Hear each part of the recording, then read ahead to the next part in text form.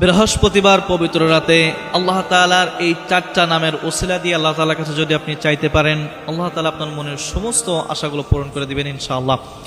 আমরা তো প্রত্যেকে আল্লাহ তাআলার কাছে অনেক কিছু চাই, কিন্তু অনেকের দোয়া কবুল হয়, আবার অনেকের দোয়া আল্লাহ তাআলার দরবারে কবুল হয় না।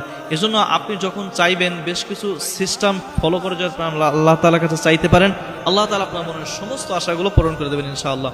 আর বৃহস্পতিবার রাত, যেটাকে হাদিসের পরিভাষায় বলা হয় জুমার রাত, আর এই জুমার রাত তো দোয়া কবুলের একটা অস্ত্র, দোয়া কবুলের একটা সময়। কারণ হলো যখন আরবি মাস আসে, আরবি রাতটা কিন্তু আগে আসে, এরপরে দিন আসে। যেমন ইংরেজিতে আগে দিন আসে, এরপরে রাত আসে, আর আরবিতে আগে রাত আসে, এরপরে দিন আসে। এই জন্য আপনারা এই যে বৃহস্পতিবার রাত যেটা, সেটাই হলো জুমার রাত। আর এই রাত্রে আল্লাহ তাআলার কাছে চাইলে আল্লাহ তাআলা ফিরাইতে লজ্জাবোধ করে, আল্লাহ তাআলা সমস্ত আশাগুলো পূরণ করে নেয়।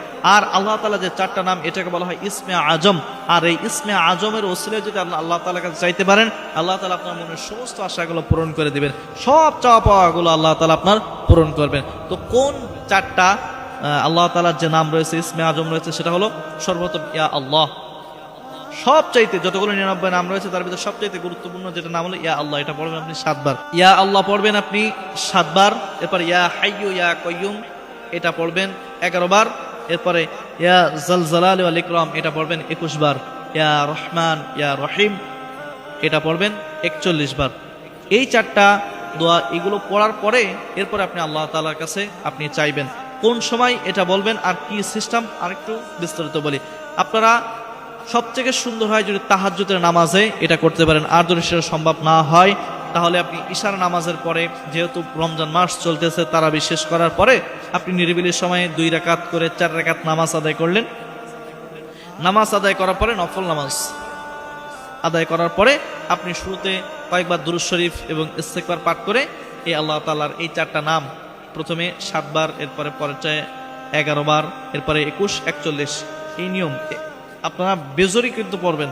এই বেজরি নিয়ম ফলো করে এরপরে আপনি আল্লাহ তাআলার কাছে আপনাদের সমস্যাগুলো রয়েছে সেগুলো আপনি বলবেন, ইনশাআল্লাহ দেখবেন যে আল্লাহ তাআলা আপনার সমস্ত আশাগুলো পূরণ করে দিবেন। এই শুক্রবার রাতের ওসিলায় আল্লাহ তাআলা আপনার সমস্ত দোয়াগুলো দেখবেন আল্লাহ তাআলা কবুল করে নিয়েছে।